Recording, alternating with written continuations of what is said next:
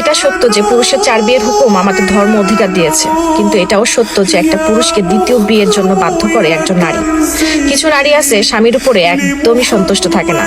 একটা পুরুষ কখনো নারীর সৌন্দর্য দেখে ভালোবাসে না।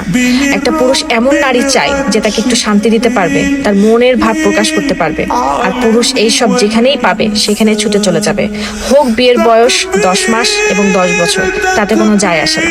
পুরুষের সাথে জিদ করা, তার কথার দাম না দেওয়া, ছোটখাটো বিষয়ে রাগ করা, ঝগড়া করা, এসব করতে করতে একজন নারী তার পুরুষের কাছে তার সম্মানটা শেষ করে ফেলে। সে বুঝতেই পারে না সে কখন তার স্বামীর মন থেকে উঠে গেছে। সেই নারী তার স্বামীর মন দখল করে রাজত্ব করতে পারে, যে তার স্বামীর পছন্দ মতো নিজেকে বানিয়ে নেয়, স্বামীর উপরে সন্তুষ্ট থাকে। বিশ্বাস করুন, একটা পুরুষের কাছে এটা কোনো বিষয় না যে তার স্ত্রী বড়লোক নাকি গরিব ঘর থেকে আসছে। টাকা কামানোর জন্য আল্লাহ তাআলা পুরুষকে বানিয়েছে। একজন পুরুষ এমন এক অর্ধাঙ্গিনী চায় যার কোলে মাথা রেখে সে একটু শান্তি খুঁজে পায়।